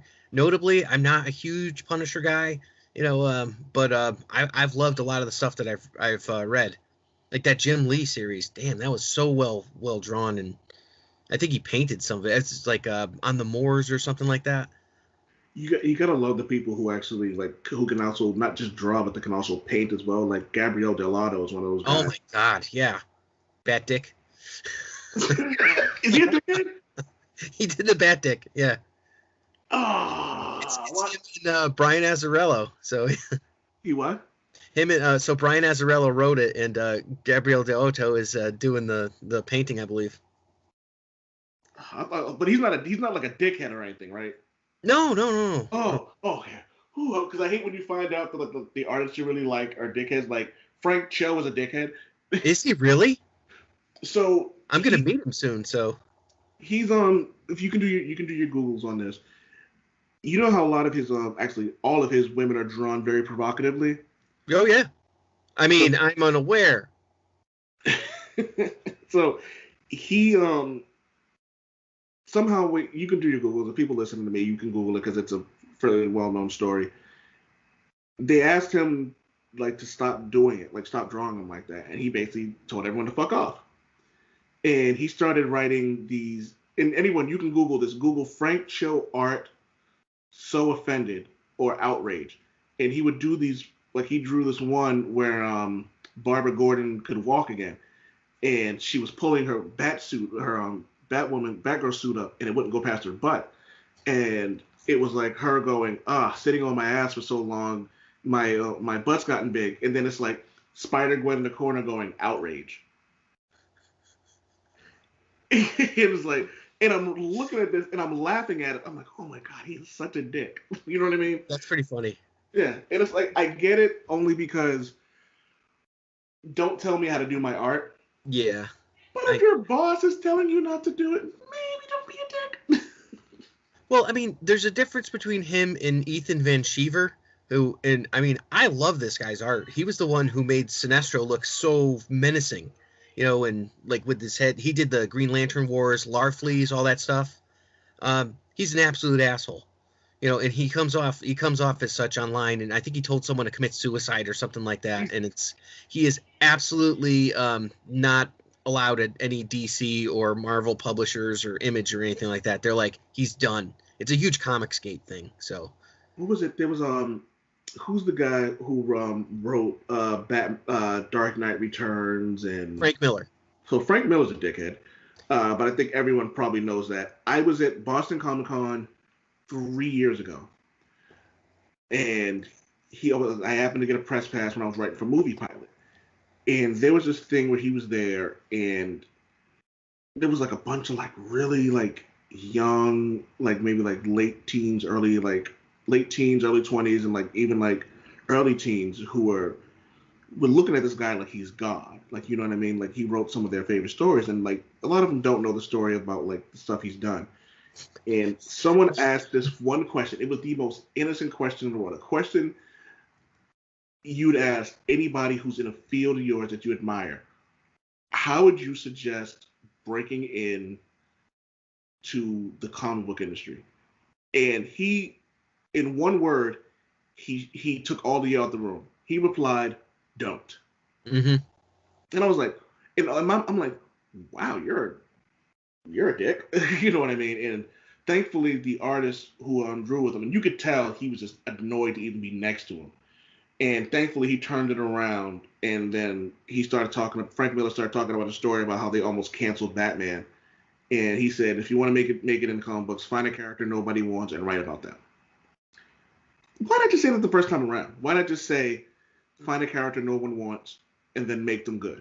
That's what Quentin Tarantino did with actors, you know. So it's like he took John Travolta, who was not doing anything, and not Samuel L. Jackson, who's like the greatest actor of all time, you know.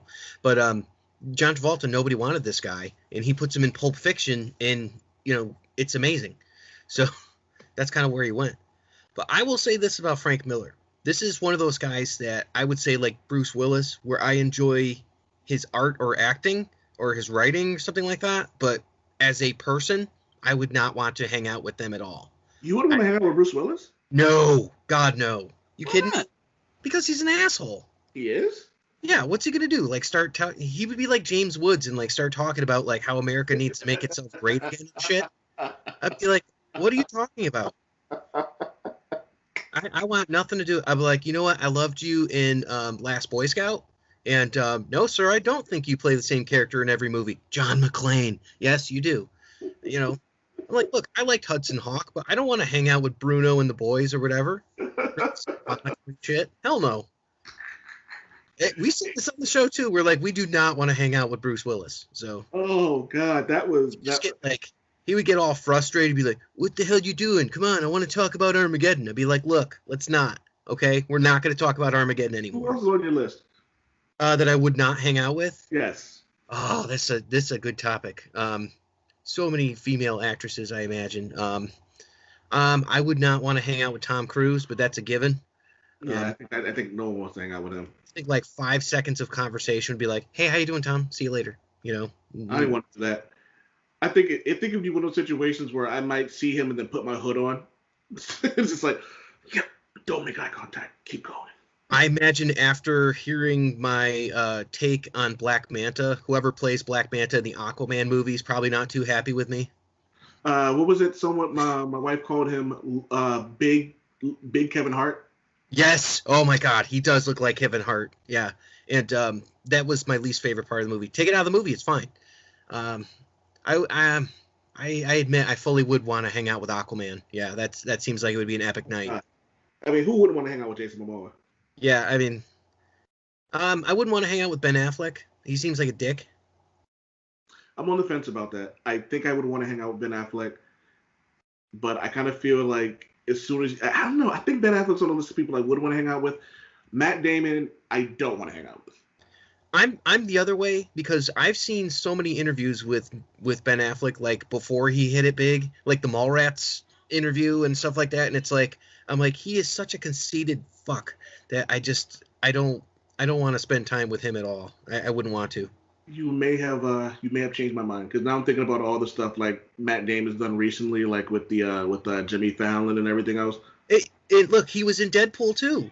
Yeah. And I'm like, well, that seems cool. But that's the other thing. I don't know what I'm talking about. How I didn't see Oceans 8, 7, or whatever. I'm like, look, I don't fucking care for your work. I'm like, whatever. I liked you in National Lampoon's European Vacation or Senior Trip or whatever it was. Euro Trip. That's what it was. I don't know. Good Will Hunting. Great. Now what?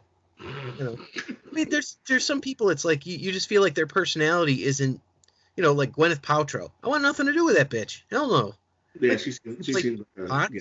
You're terrible in everything else. No offense, but it's like, it's true. Christina Applegate's on my list of people I'd want to hang out with. I agree. Yep.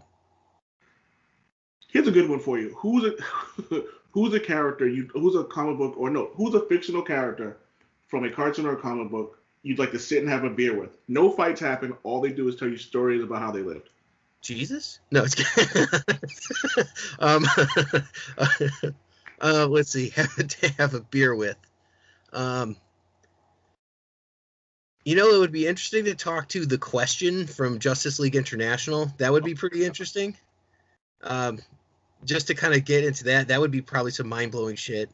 Doctor Strange, I think, would be an interesting choice as well. Just because I imagine the stuff he's seen, he must have some stories. The Thing, like Ben Grimm.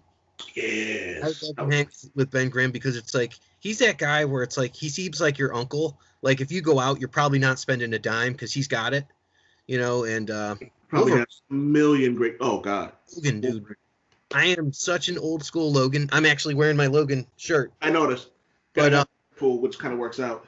I would love to just like sit and be like, hey man, I just want to be here, and like your energy. Maybe Nightcrawler too, like the old school X-Men. So I asked you that question because I'm looking up and I have my Kratos Funko Pop there.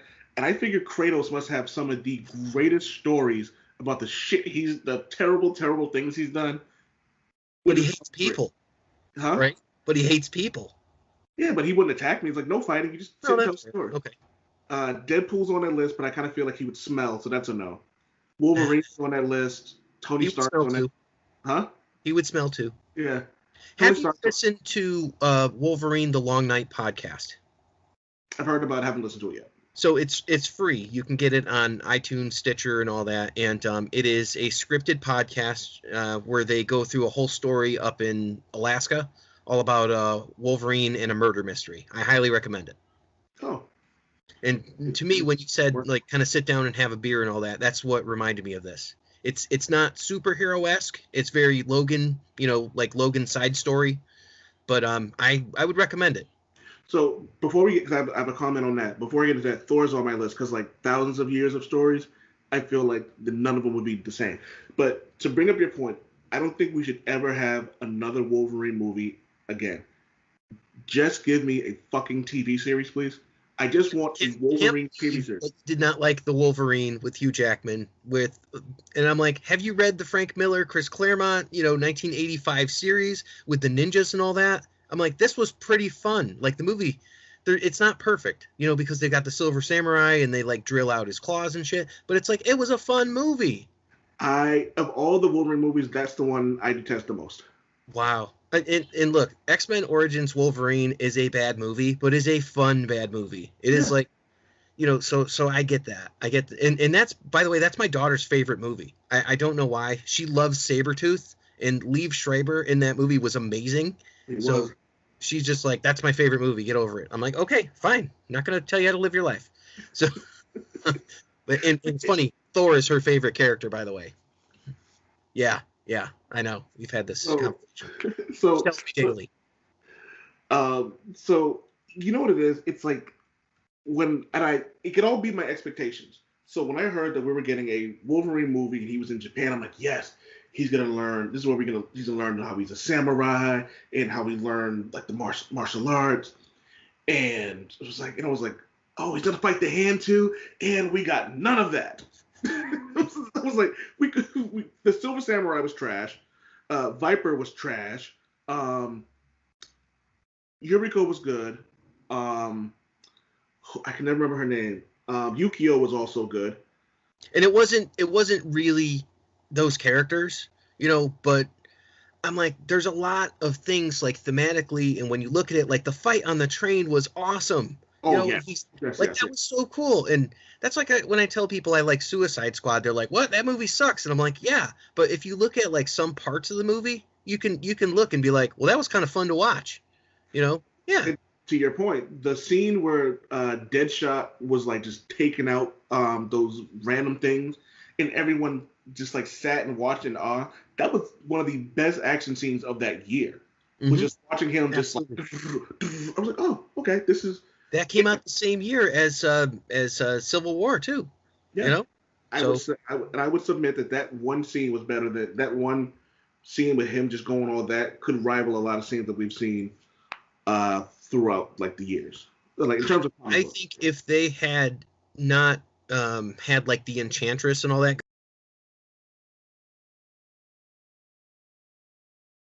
it could have been a really good movie. So I went back and I've read, and I think it was the beginning of January, I bought New 52 and Rebirth, Suicide Squad. I bought them all. Yes. And I read them all. And I'm like, wow, this is so good. No wonder everyone hated the movie. But it was like, but to your point, you could have the Enchantress, but she didn't need to be the antagonist in this movie. She didn't have to be the villain. Like, there were so many other ways they could have gone. They could have done a movie about just them creating the Suicide Squad. Mm-hmm. Like the whole story could have been Amanda Waller sitting at dinner talking. And Viola Davis as Amanda Waller was perfect. Yeah, absolutely, without a doubt. Like you know what's funny? Because like she's almost as like, you know how whenever you hear J. Jonah Jameson, yep, you always think of J.K. Rowling. What's his name? J.K. Simmons. Yeah. J.K. Simmons. Spider-Man.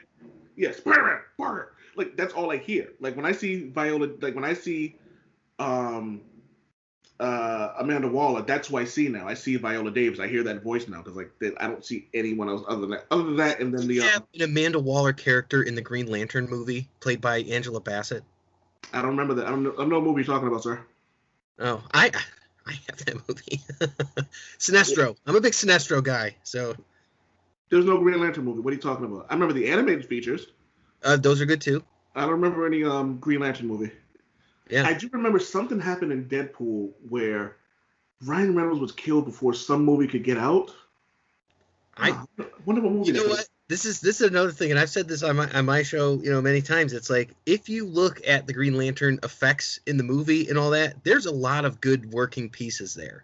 So yeah. I'm not a hater. I don't hate on all these movies that are like that. I usually like I'll hate on a performance more than I hate on. Like Black Manta was unnecessary, and they got a wooden actor to play a part that was just terrible. And like everything about that I hated. But I loved Aquaman. I thought the movie was really cool. You know? I don't get caught up on I try to get caught up on special effects because they are what they are. Like the scene with Black Panther in South Korea? Oh yeah. Like that scene was overly CGI'd, but I got it because they had to make it really bright considering where they were in the time of day it was, and so they had to make it really bright, and so it was going to come off a bit cartoony and a bit cheesy. But I understood, like, you know what I mean? It's like, and that was just to get you where you needed to be, where Claw was going to be, rescued by Killmonger or something like that. So it's like it was just a modus operandi, it just got you where you needed to go. Yeah, it finished scene. I think I said this during one of the podcasts. There were no wasted moments in that movie, and that's something that I always pay attention to with movies now. Was this something that made sense? Did we need this? Yes. The Punisher series that just went. We didn't need Jigsaw in that movie in that series at all. Yeah, no, I agree. But like everything else, get Barracuda, aren't we? Maybe. Huh? Aren't we going to possibly get Barracuda? If they don't cancel the series, I would hope so. And Marvel Comics, if you're listening, I can play Barracuda. Yeah, you could. There's a scene in the Punisher Max series where Barracuda's in it. Punisher knocks out like a row of his teeth, and he has a gold grill that says "fuck you," and Punisher knocks out the OU in that, right? And so someone's talking to him, and he's smiling, and the guy goes, "Fucky."